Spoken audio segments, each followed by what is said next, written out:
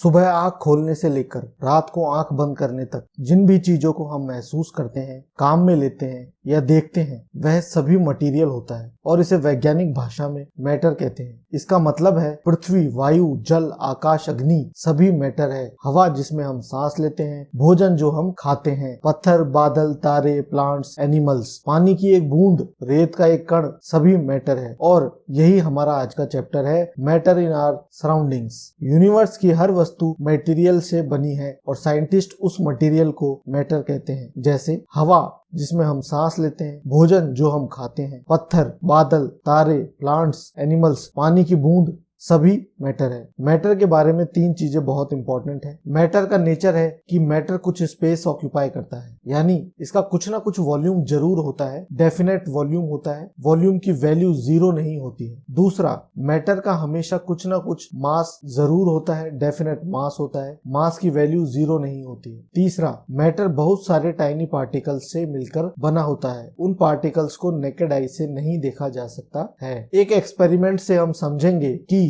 Matter particle से मिलकर बना होता है, यानी पार्टिकुलेट नेचर का होता है, कंटिन्यूअस नहीं होता है। जैसे शुगर या सॉल्ट को पानी में डालने से वह घुल जाते हैं, यानी कि पानी के जो पार्टिकल्स हैं उनके बीच कुछ स्पेस होता है, या शुगर के पार्टिकल्स हैं वह पानी के पार्टिकल्स के बीच में एडजस्ट हो जाते हैं। दूसरे एक्सपेरिमेंट से हम समझेंगे कि मैटर बहुत सारे छोटे छोटे पार्टिकल से मिलके बना होता है। जैसे डेटॉल, यह पोटेशियम परमैंगनेट को 100 ml वाटर में डालने के बाद उसको और डाइल्यूट करते हैं, लगातार डाइल्यूट करते हैं, तो भी डेटॉल की हमें बहुत ज्यादा डाइल्यूट सॉल्यूशन में भी स्मेल आती है। और पोटेशियम परमैंगनेट का जो स्पेसिफिक कलर है वह बहुत ज्यादा डाइल्यूट सॉल्यूशन में भी उसको हम देख सकते हैं। यह तभी संभव है जब पार्टिकल आगे ट्रांसफर हो रहे हैं, जिससे वह अपनी प्रॉपर्टी कैरी कर रहे हैं और उससे हमें स्मेल आ रही है या कलर हमें दिखाई दे रहा है। मास का जो एक यूनिट है, ऐसा यूनिट वह किलोग्राम है। इसका शॉर्ट फॉर्म है केजी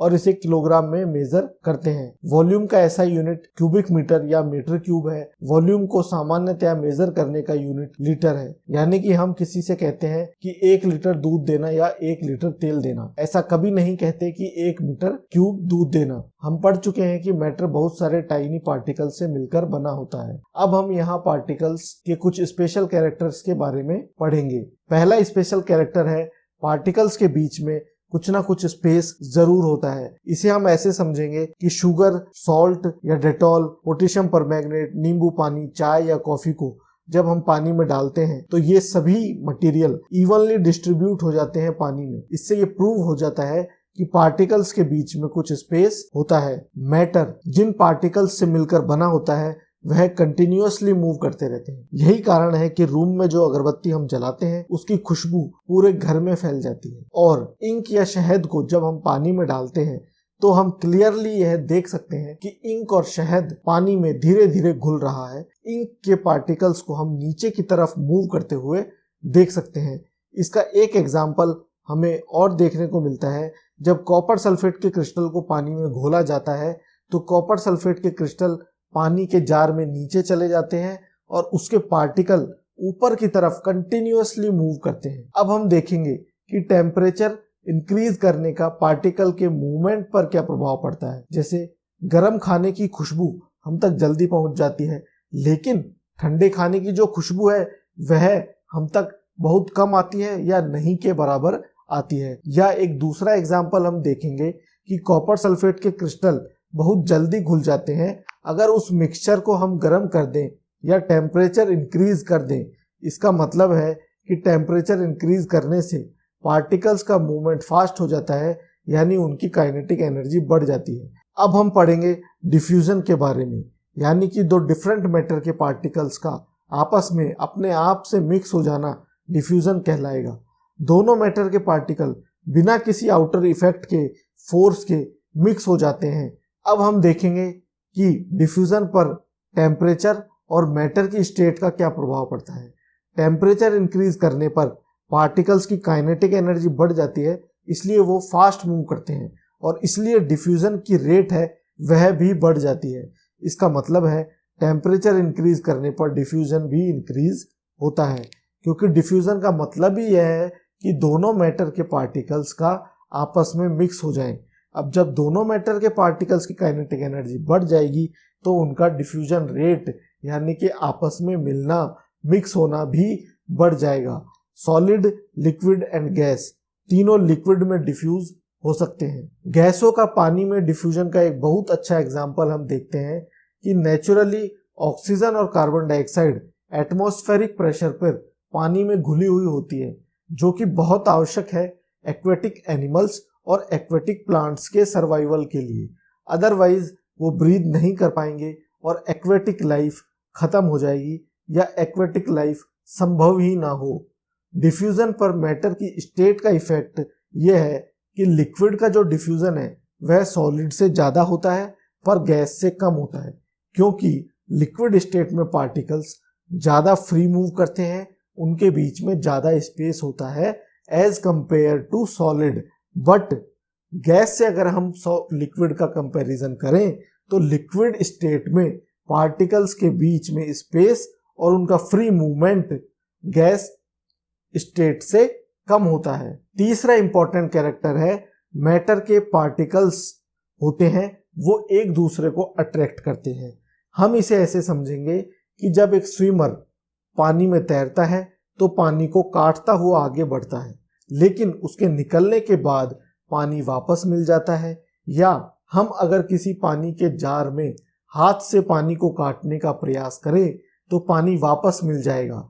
आपस में इससे पता चलता है कि पानी के पार्टिकल्स के बीच में कोई फोर्स लगता है जिससे वह आपस में मिल जाते हैं, और पार्टिकल्स के बीच यह फोर्स कितना है, उनके बीच में कितना अट्रैक्शन है, यह अलग अलग मैटर में अलग अलग होता है।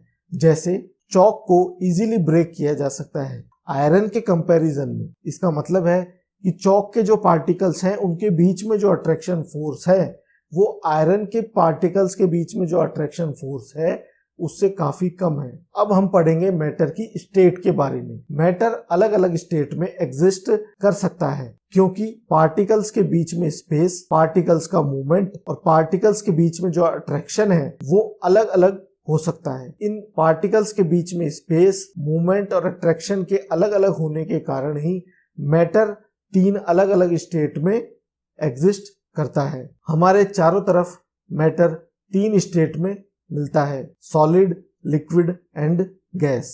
पानी की बात करें तो सॉलिड स्टेट हो गया आइस, लिक्विड स्टेट हो गया वाटर एंड वेपर स्टेट हो गया गैस।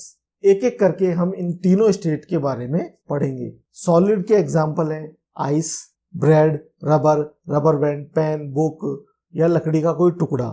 सॉलिड की कुछ स्पेशल क्वालिटी होती है, जैसे इनका डेफिनेट शेप होता है, डेफिनेट बाउंड्री होती है और इनकी कंप्रेसिबिलिटी नेग्लिजिबल होती है, यानी कि इन्हें कंप्रेस नहीं किया जा सकता है या बहुत कम कंप्रेस किया जा सकता है। सॉलिड की एक क्वालिटी होती है कि वह अपने शेप को मेंटेन करते हैं, लेकिन आउटसाइड फोर्स बहुत ज्यादा लगाया जाए तो शेप चेंज नहीं करते हैं और टूट जाते हैं। इसका मतलब है वो बहुत ज्यादा रिजिड होते हैं। रबर बैंड अपनी शेप चेंज करता है जब उसे खींचा जाता है। इसका मतलब ये नहीं है कि रबर सॉलिड नहीं है, क्योंकि अगर रबर पे ज्यादा फोर्स लगाया जाता है तो रबर बैंड टूट जाता है। दूसरा, शुगर और सॉल्ट को हम एक जार से दूसरे जार में जब शिफ्ट करते हैं तो वो उसी जार का शेप ले लेते हैं।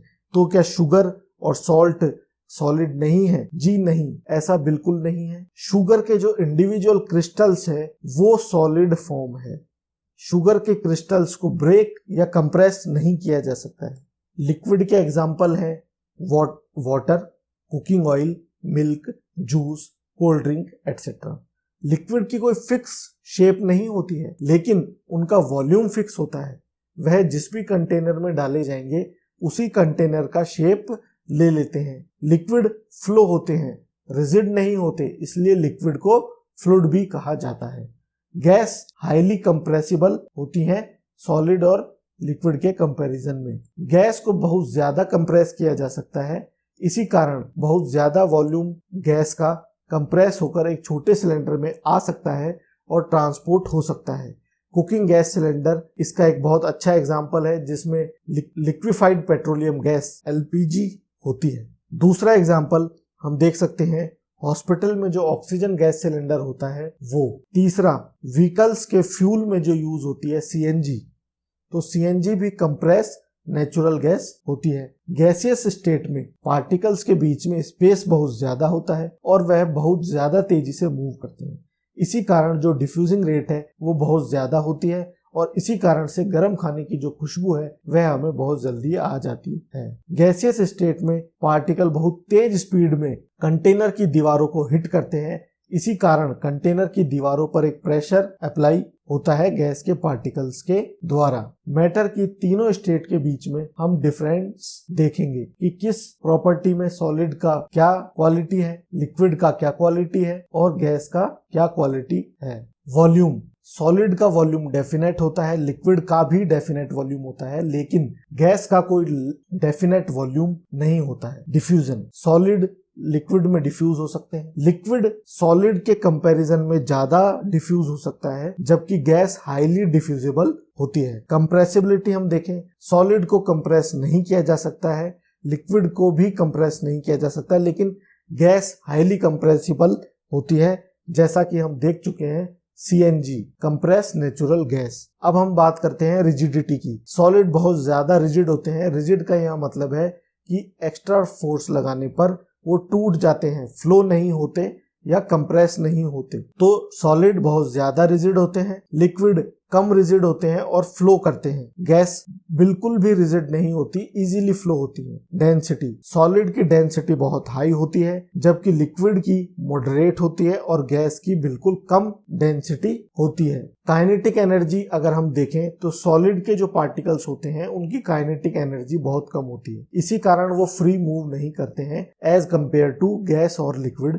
लिक्विड में काइनेटिक एनर्जी हायर होती है, गैस स्टेट में पार्टिकल्स की काइनेटिक एनर्जी मैक्सिमम होती है। शेप, सॉलिड की डेफिनेट शेप होती है, लिक्विड की कोई डेफिनेट शेप नहीं होती है और गैस की भी नहीं होती है। इंटर पार्टिकल स्पेस सॉलिड में बहुत कम होता है, लिक्विड में थोड़ा ज्यादा होता है, लेकिन गैस से कम होता है, गैस में ज्यादा होता है। Force of attraction obviously solid में बहुत ज्यादा स्ट्रॉन्ग होता है, लिक्विड में कम होता है और गैसियस स्टेट में जो अट्रैक्शन है वो बहुत वीक होता है।